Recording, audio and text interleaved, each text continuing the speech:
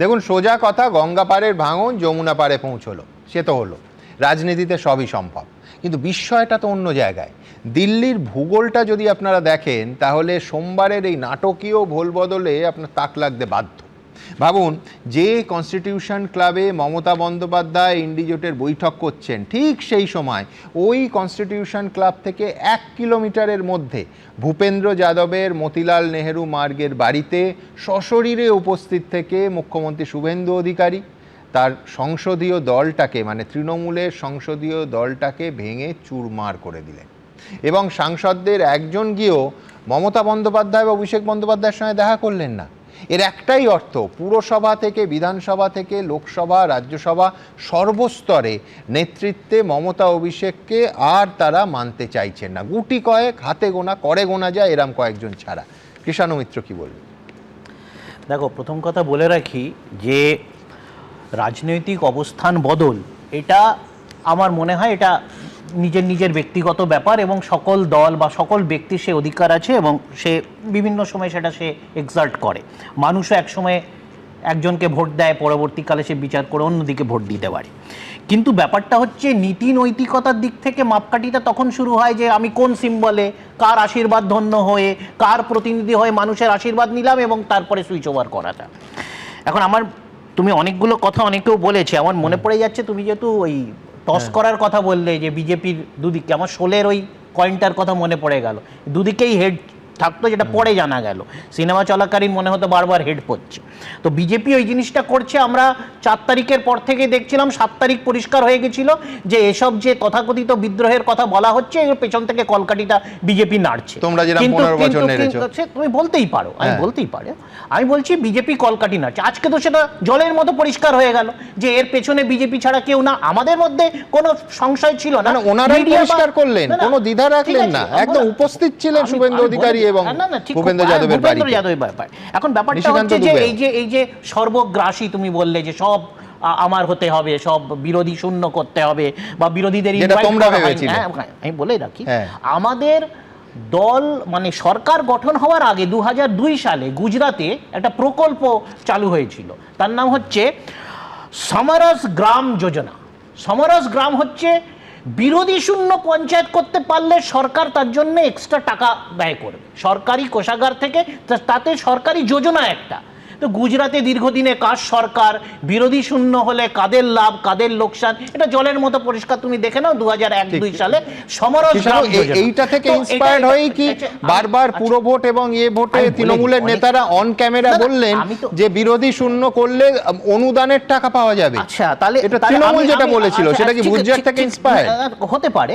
আমাদের যিনি বর্তমান মাননীয় মুখ্যমন্ত্রী, উনিও এই জিনিসটা অনেকবার, উনি যখন আমাদের দলে ছিলেন, তা ব্যাপারটা হচ্ছে যে যদি তৃণমূলের 15 বছরের খতিয়ান হয়, তাহলে এই 15 বছরের একটা সিংহাংশ, শুধু দলের কথা বলছি না, প্রশাসনের কথা বলছি, তৃণমূল প্রশাসনের যারা ওতপ্রোত অঙ্গ থেকেছেন, তারা কি যদি মনে হয় এটা খারাপ, 15 বছরটাই খারাপ, তাহলে 15 বছরের একটা দীর্ঘ সময় যারা লেজিসলেটিভ পার্টিতে, পার্লামেন্টারি পার্টিতে, এমনকি সরকারের ওতপ্রোতভাবে যুক্ত ছিলেন, মানে ভালো পজিশনে ছিলেন, ক্ষমতা এনজয় করেছেন বা ক্ষমতাশালী ছিলেন, তো তাদেরও সেই দায়টা বর্তায়। আমার খারাপ লাগছে স্বপনদাদের জন্য, আমার খারাপ লাগছে স্বপনদাদের মতো প্রত্যেক প্রান্তিক বিজেপি কর্মীদের মধ্যে, যে আজকে তাদেরকে এই বড়িগুলো তো গিলতে হচ্ছে। কদিন আগে আমি স্বপনদা থেকে নিয়ে প্রান্তিক বিজেপি কর্মী অবধি, এদের জন্য আমার খারাপ লাগছে যে আজকে তারা যে এত উচ্ছ্বাস নিয়ে, এত আবেগ নিয়ে যে বললেন পাল্টানো দরকার, বিজেপি সরকার এই হবে না।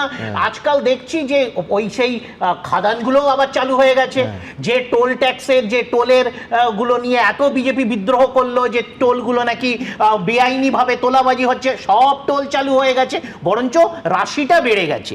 আজকে এই যে গণতান্ত্রিক দেশ, মৌলিক অধিকার, আমি শুনছিলাম তোমাদের প্রতিবেদনে, তো সেখানে আমার স্বপনদাদের জন্য এটা খারাপ লাগছে যে কিছুদিন আগে শ্রমিকদাকে দিয়ে এত ভালো ভালো কথা বলানো হলো। নিশ্চয়ই তাতে উনি তো আর পার্টির যখন রাজ্যের সভাপতি, উনি তো আর আলটপকা কিছু বলবেন না, তার জন্য নিশ্চয়ই উনার সাপোর্ট টিম বা উনার পেছনে যারা আছে দিল্লি থেকে, তারা সেরকম নির্দেশ দিয়েছে। তারপরে যে আজকের ঘটনা ঘটলো, তাহলে শ্রমিকদা 1 মাস ধরে যে ভালো ভালো কথাগুলো বললো, তাতে বিজেপির কর্মীরা যে চাগাড় দিয়ে উঠলো, তারা ভাবলো যে হ্যাঁ আমরা সত্যি একটা বিপ্লব করে ফেলেছি, যেটা সিপিএম পারেনি। ঠিক কৃষ্ণ, 34 বছর, কিন্তু একটা মৌলিক তফাৎ আছে। এখনো স্বপনদা বা শ্রমিক ভট্টাচার্য বা শুভেন্দু অধিকারী কেউ বলেননি যে এরা বিজেপির অংশ হলো, তারা বলছেন আমরা এনডিএ কে সমর্থন করব। না, ওটাও বলবে। তুমি দেখো ট্র্যাক রেকর্ড আছে, আজকে ট্র্যাক রেকর্ড আছে, এটা আলাদা করে দেখার কিছু না। মানুষকে অত বোকা ভাবার না, যেরকম বিশ্বনাথ দা বলল যে পার্টিটা আমাদের প্রশাসন কেন্দ্রিক হয়ে গেছিল, সব ক্ষমতার লোভী, একদম 100 বার, অনেক ক্ষেত্রেই বিশ্বনাথ দার কথাটা 100 বার ঠিক আছে, কিন্তু আমাদের পার্টি কিন্তু রাতারাতি 12 বছর বিরোধী থেকে তার নীতি আদর্শ মানুষের কাছে তুলে ধরে মানুষের আশীর্বাদ নিয়ে ক্ষমতায় এসছে। 12 বছর বিরোধিতা করে তারপরে পার্টি ক্ষমতায় এসছে। 15 বছরের ক্ষমতায় থেকে অবক্ষয় হয়েছে, তার মূল্যায়ন নিশ্চয়ই আগামী দিন হবে, নেত্রীও বলেছেন, কিন্তু 12 বছর বিরোধী আমাদের দলটাই ছিল। তো সুতরাং এরকম ভাবার কারণ নেই যে বিরোধী এত বছর বিরোধী থেকে এই ক্ষমতায় এসছে। ঠিক আছে, না একই ব্যাপার নয়, একদমই একই ব্যাপার নয়। এই যে বিশ্বনাথ দা বললেন না যে ক্ষমতা ছেড়ে দিয়ে চলে গেছে, নিশ্চয়ই 21-এর বা 19-এর পর থেকে যদি দেখি, যারা রাজ্যের ক্ষমতা বা তৃণমূলের থেকে নিজেকে সরিয়ে নিয়ে বিজেপিতে গেছেন, তারা কিন্তু কেউ ক্ষমতা ছাড়েননি, তারা একটা ক্ষমতা থেকে আরেকটা ক্ষমতার বৃত্তে গেছেন এবং তার জন্য নানা রকম সুযোগ সুবিধা প্রোটেকশন তারা পেয়েছেন। কিন্তু আমি সেটা চুলছেড়া বিশ্লেষণ করতে চাই না। ক্ষমতার হচ্ছে আজকে তৃণমূল যেটা, এটা হচ্ছে ক্ষমতার আলিন্দের বাইরে থাকা, যে আমাদের কেন্দ্র সরকারও নেই, কেন্দ্রীয় বাহিনীও নেই, রাজ্য সরকার নেই, রাজ্য পুলিশ নেই, কিচ্ছু নেই। এইখানে যারা রাজনীতি করছে তারা সত্যি বিরোধী। আমার এইখানে কৃষাণুর সঙ্গে একমত হতে কোনো অসুবিধা নেই, কিন্তু আমি দুটো কথা আমায় যোগ করতেই হবে। একটা হচ্ছে যে কৃষাণু দল বদলকে একেবারে মনে করছে না অনৈতিক কিছু, বরঞ্চ ওর অনৈতিকতার প্রসঙ্গে আমি আসছি। হ্যাঁ, না তার আমি কারণটা আমি দেখছিলাম যে আমার দল থেকে যাদেরকে বহিষ্কার করে এক্সপেল করা হয়েছে, তারপরে তোর ব্যাপারটাই বেআইনি না। লেজিসলেটিভ পার্টির কথা বলছি, আর পার্লামেন্টারি পার্টি কি জানো, তুমি দল বদলের বিরোধিতা কি করে করবে? আমি তুমি যখন বলছিলে, আমি ইন্টারনেটে দেখছিলাম 2020 সালের 17ই আগস্ট পার্থ চট্টোপাধ্যায়ের হাত থেকে পতাকা নিয়ে তুমি বিজেপি থেকে তৃণমূলে এলে। আমি একবার কোটটা পড়ি। বিজেপি থেকে তৃণমূলে আসিনি, একদম না। 2017 সালের ফেব্রুয়ারি মাসে আমি বিজেপি ছেড়েছি, তারপরে 3.5 বছর রাজনীতির বাইরে ছিলাম, তারপরে 2020 সালের অগস্ট মাসে আমি তৃণমূলে এসেছি। কিন্তু তার মধ্যখানে এটা তো কুলিং অফ পিরিয়ড তুমি বলতেই পারো, কিন্তু আমি বলছি না তুমি নিজেকে অতটা বড় তুমি 2000 আচ্ছা তুমি নিজে বলেছিলে, আমি বলছি, আমি একেবারে আরে শোনো, আর্কাইভটা তো এমনি রাখিনি। 2020 সালে 17ই আগস্ট শেষমেশ সোমবার যোগ দিলেন তৃণমূলে, তোমার কথা হচ্ছে। এদিন যোগদান পর্বের সময় তৃণমূলের মহাসচিব পার্থ চট্টোপাধ্যায় বলেন, বিজেপির প্রাক্তন মুখপাত্র কৃষাণু মিত্র যোগ দিলেন তৃণমূলে। বাংলার বিজেপির অত্যন্ত গুরুত্বপূর্ণ নেতা ছিলেন কৃষাণু, এবার তিনি মানুষের জন্য মমতা বন্দ্যোপাধ্যায়ের নেতৃত্বে কাজ করবেন। একদম প্রাক্তন পরিচয়টাই দিয়েছিলেন আমি বলছি, তুমি যদি বলতে আমি দলহীন, তাহলে তো উনি এটা বলতেন না। আমি যখন দলে ছিলাম সেটা প্রাক্তন, ওই জন্য প্রাক্তন বলেছেন। ওই সময় আমি কোনো দলে ছিলাম না, এটা দলও জানে, নেত্রীও জানে। আমার বক্তব্য হচ্ছে যে আজকে যারা বলছে, আচ্ছা যিনি নিজের মুখে দল ছেড়েছেন, দলের সব পদ ছেড়েছেন, আমার কাছে চিঠি আছে দেখাবো, যে তারপরে আমাদের বক্সিদাকে যে লেটার দিয়েছে, যে আমি কথা বলছো আগে বলো দর্শকদের, আমার বুঝতে সুবিধা হবে। পার্লামেন্টারি নাকি নতুন ডিফেক্টেড পার্টি, হ্যাঁ ওনার চিঠি আছে আমার কাছে। আমার কাছে এটাও চিঠি আছে যে 20 তারিখ, গত মাসের 20 তারিখ নেত্রী যে চিঠিটা স্পিকারকে দিয়েছিলেন as chief of the parliamentary party, এটা উনি দিয়েছিলেন যে আমরা চিফ হুইপ নতুন করে কল্যাণদাকে করছি, এটা পরিষ্কার আছে, সেটা অ্যাকনলেজমেন্ট আছে 29 তারিখে, 29শে মে।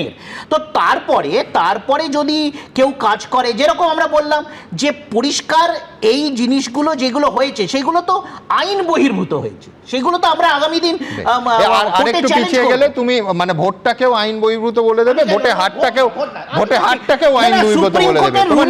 সুপ্রিম কোর্টের রুলিং আছে যে লেজিসলেটিভ পার্টির কে হুইপ হবে, কে প্রধান হবে, সেটা পলিটিক্যাল পার্টি ঠিক করবে, বেশ সেটা বেশ, legislative বেশ, party বেশ, না, আমি সেটা সবার কাছে political আসবো, কিন্তু party। তার আগে মনে করিয়ে দেবো আজকে ইন্ডি জোটের বৈঠকে বসে মমতা বন্দ্যোপাধ্যায় বলেছেন তিনি হারেননি, জোর করে হারানো হয়েছে। কিন্তু দল বদলের পেছনে নৈতিকতা, যে ইস্যুটা গত 15 বছর ধরে দিনের পর দিন আমরা অনুষ্ঠান করছি, ঠিক যেমন আজকে নিঃসন্দেহে বিজেপির প্রতিনিধি স্বপনদার কাছে আমাদের প্রশ্ন ছিল যে যারা বিজেপি বিরুদ্ধে লড়াই করে জিতেছেন, জিতে এখন বিজেপিকে সমর্থন করছেন, তাদের নৈতিকতা এবং ভোটারদের তারা কি বলবেন। কিন্তু এটাও পাশাপাশি এক নিঃশ্বাসে বলতে হবে যে গত 15 বছর তৃণমূল এ রাজ্যে দলবদলের যে নৈতিকতার ভিত্তিতে দলবদল করিয়েছে সেটা মারাত্মক।